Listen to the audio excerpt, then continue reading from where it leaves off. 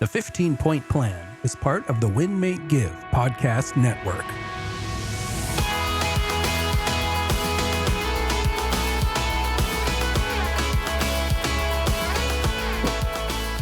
Hello, friends. Welcome to another episode of the 15-Point Plan podcast. I'm your host, Jacqueline Smith, and I'm here with my amazing co-host that is about to climb a mountain and be a record holder, Ryan Greigg. And we are talking about the 15-Point Plan. If you don't know what that is and just stumbled on this podcast, the 15-Point Plan is a system or a model for energy management. It helps us reduce stress, increase joy, and just be more effective and I'd say a lot more happier in our life when we follow it. We have systems for everything, and they say that systems make the ordinary extraordinary. We have systems in our business. We have systems for getting our kids up and getting them off to school. And the 15-Point Plan is your system for self-care. And today we are talking about one of the 15 points on the 15-Point Plan. We're talking about laughing and specifically about joy and fun. And if you have lost it, how to get it back.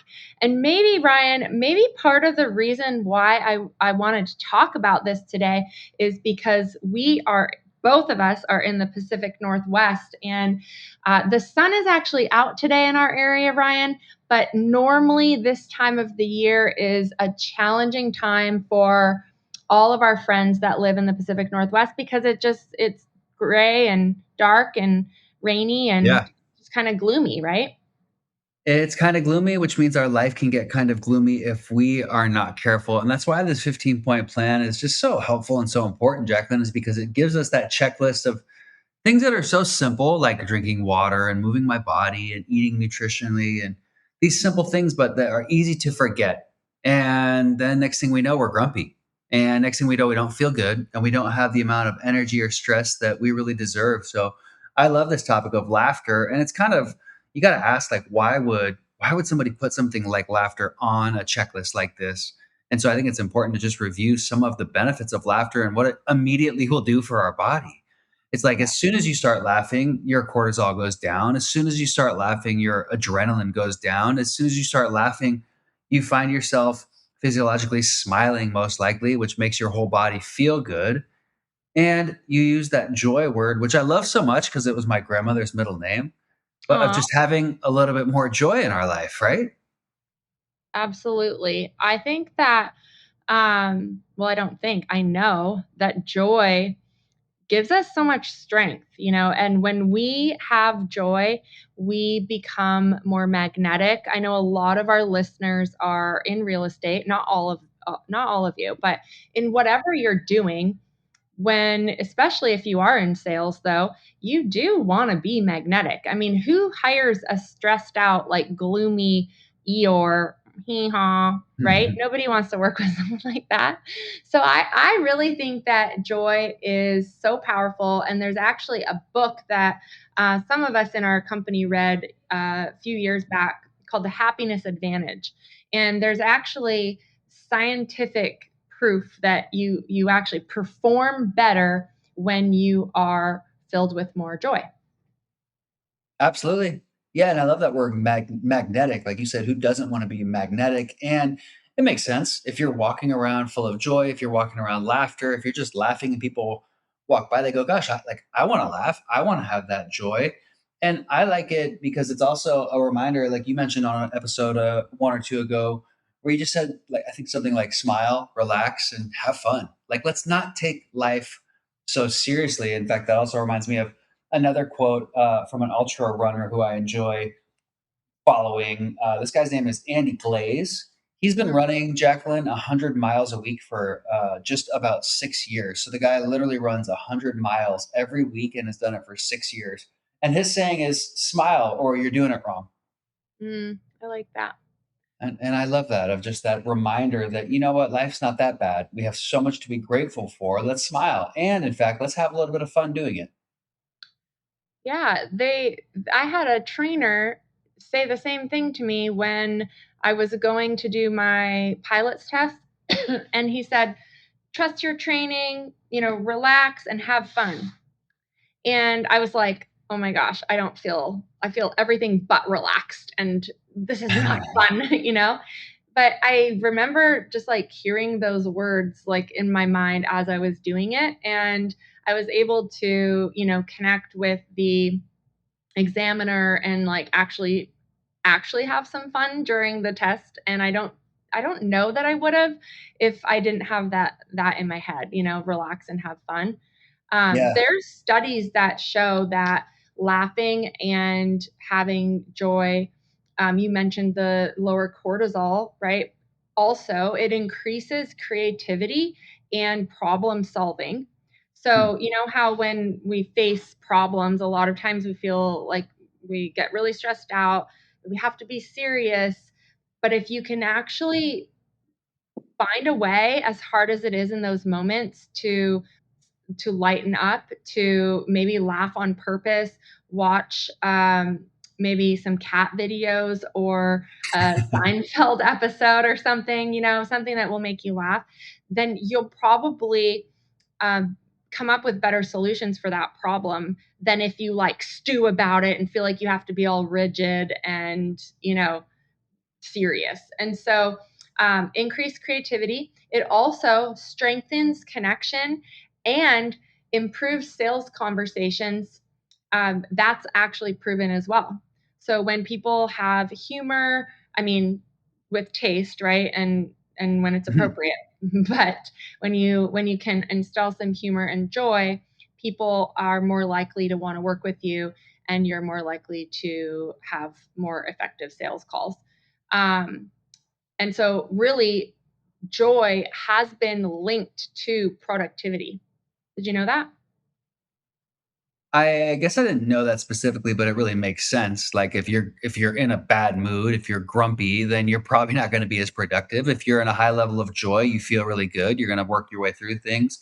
I think there's, I think you can go deeper on the increasing creativity and like that connection. Like I think uh, if you can laugh through things, it makes the whole situation so much lighter, and you're so much more likely to come up with a solution. For example, when your tire pops, like, Mhm. yeah, your tire popped. Yeah, you're probably gonna be late for the meeting. Yeah, now you have to use your, jack to jack the car up or maybe call AAA. But you can sit there and be super grumpy and angry about it, and nothing good is going to happen. Or you can just laugh about it and say, "Yeah, of course this happened now, and now I'm gonna laugh my way through it." And you're gonna laugh to a solution. I Mhm. remember when, a long time ago, Jacqueline, I was backpacking, and the conditions were absolutely miserable, like, terrible. Like, I was sitting there and I could feel my face scrunched. Like, I was just like, this Mhm. is absolutely terrible. And I was out like many days in the woods. So you couldn't just like go home. And the Mhm. guy in front of me, whose name was also Ryan, he looked back at me, and I kind of like looked at him thinking like he's going to tell me how terrible this is. And he just goes, "This is so badass." And he started laughing, and he tricked me because I'm like, you know what? You're right. Like I was just moping the last couple of miles, but Yeah. now you've given me a boost because it kind of is. And whether or not he believed that, I don't know, but he said it. And then I believed it. And then we laughed.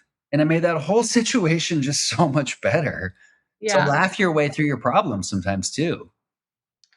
Yeah, so I want to share like 10ish. I say 10ish because I don't know if we'll get through them all, but ways to actually engineer joy. There's a saying like choose joy, right? So joy is a choice. Mhm. Happiness is a choice, right? So let's think about how do we engineer joy. I think you mentioned a lot of the points on the 15-point plan. If you just did those, um, you would probably see a radical increase in your happiness just from following the 15-point plan. But specifically, physical movement. Movement is like so powerful. It reduces stress. There's so many benefits to movement.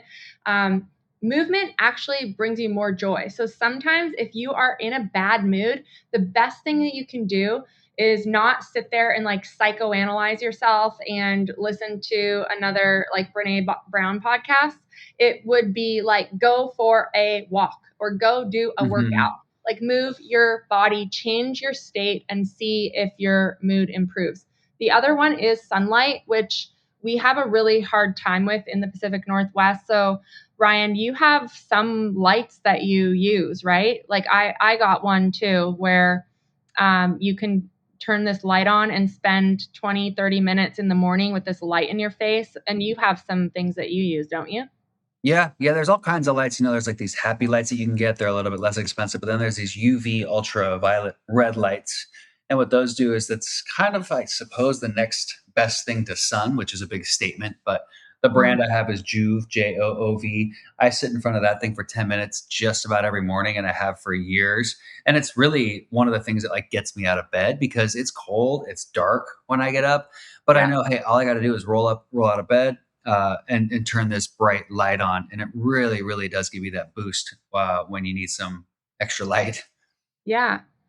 Okay. Another one is music in the car. So I for years I didn't listen to music because I was like, Ryan, I'm a serious business person and I have to make use of every second of every day. And so in the car, I was making phone calls. Or if I wasn't making phone calls, I was listening to an Audible book or I was listening to a podcast. Like I was getting things done, you know? And then someone said something to me and they're like, I said, I don't listen to music really. Yeah, and, and I started listening to music in the car sometimes, not every day. Like some days I still want to be my productive self, okay? And I'm like really into this book that I'm reading right now. So it's okay if you don't do it every day, but once in a while, like put some fun music on in the car. I have a playlist that is like a like boost me up playlist that I have put together, and so I'll just like put that on.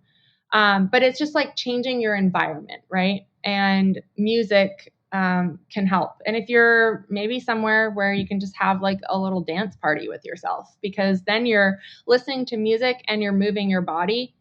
Um, just having a dance party with yourself. side note, if you have teenagers, make sure you do that dance party in front of the teenagers, in front of all their friends, and as Yeah. loud as possible because they love that, right? Yes. Do that. Definitely. Um, the next one is sending a fun text.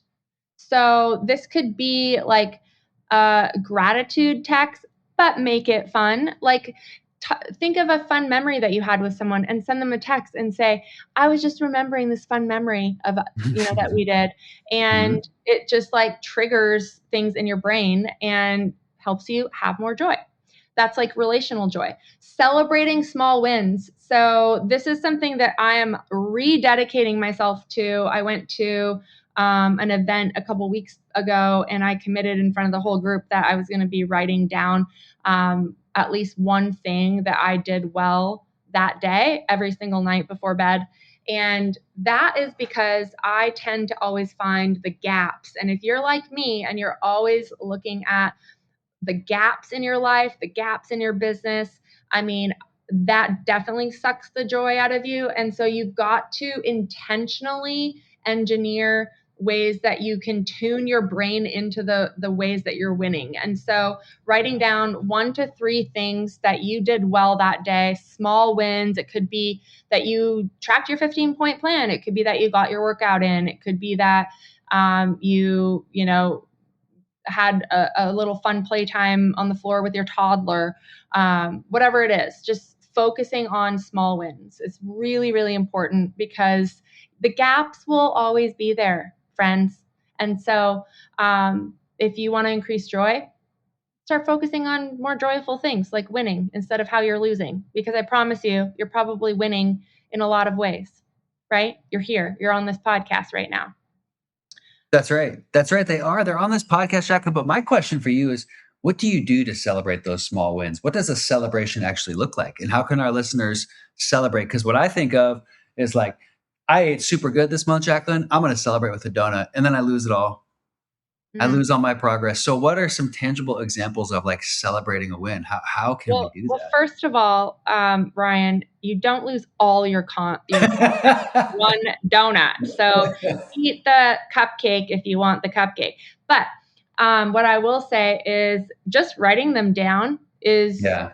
sometimes like you don't need to always like have like a party for every small win. That's not what we're saying. It's just like, it's choosing what you focus on. So writing it down in your journal, to me, that's a celebration. And then you also can celebrate another thing that you journaled. So there you go. That's right. And I'm glad you said that, because that was what I was thinking. It was a bit of a trick question, but you segued perfectly into it. Is where I think when I wake up in the morning and I'm maybe not as joyful as I could be yet, the first thing I do when I sit down is write in my journal, and I write 10 things I'm thankful for. And I Mm-hmm. wouldn't write them as something I'm grateful or thankful for if they weren't a win. So now I'm instantly in that winning state of, wow, there's 10 things that I did yesterday or recently that are making me feel good, bringing me joy. So I think that was a great, great answer and a great way to celebrate. Okay. Another way to engineer joy is to host something like a coffee or a dinner, or invite a friend to go for a walk, but put something and always have something on the calendar that you're looking forward to. That just brings more joy. It actually brings more joy leading up to the thing than even the thing itself. There's all sorts of studies about that. So Mm-hmm. always having something that you're looking forward to. I mean, I've been in a great mood all day today, and I just have some things on my calendar that I'm looking forward to. Tonight I'm going to meet with some friends that are moving to Texas, and we're going to talk about listing their house, and I really enjoy them. And so I'm excited to go see them. So I have joy, looking forward to seeing them. Um, Another one is asking yourself, will this matter in 5 years? Yeah. So, if you tend to get really stressed out or like have catastrophic thinking, really like bring it to perspective. Will this matter in 5 years? I mean, there's very few things that will matter in 5 years, right? Mm-hmm. Um, and then another one is like play. If you want to feel good, like just do something fun. So play something, like play a sport. I don't really want to play a sport. To me, that does not sound fun, but I like to like play certain games. I have a little game called Racco that my friend Elizabeth Alcott in Napa, she is the one that introduced me to that game, and I love that game. And so play a game, do a hobby, like do a puzzle, do something that you think is fun. Maybe it's a sport, you weirdos. But like ping pong, like ping pong. oh, there you go. Yeah, you're on a ping pong kick at your office. So Yeah, we are. I mean, if you want to have more fun and you want to be more fun, I mean, do more fun things. You know? Pretty straightforward. And when you do that, you're going to laugh more. When you laugh more, you're going Yeah, to have more energy. You're going to have less stress. You're going to feel better. You're going to attract more people that feel better. It sounds like it's a major winning way and an easy way that costs nothing yeah. to just uplift yourself. Exactly. And then, lastly, just do the 15-point plan for 30 days. If you are in a funk, that is where this whole plan came from. It used to be called, way back in the day, it was Ben Kinney's Get Out of a Rut plan. And then some of us decided that we don't want to do it only when we get into a rut. We decided that we were going to do it to stay out of a rut. But if you are in a rut, do the 15-point plan for 30 days, commit to it. I promise you, you will increase your happiness and your joy just by focusing on the right habits every day.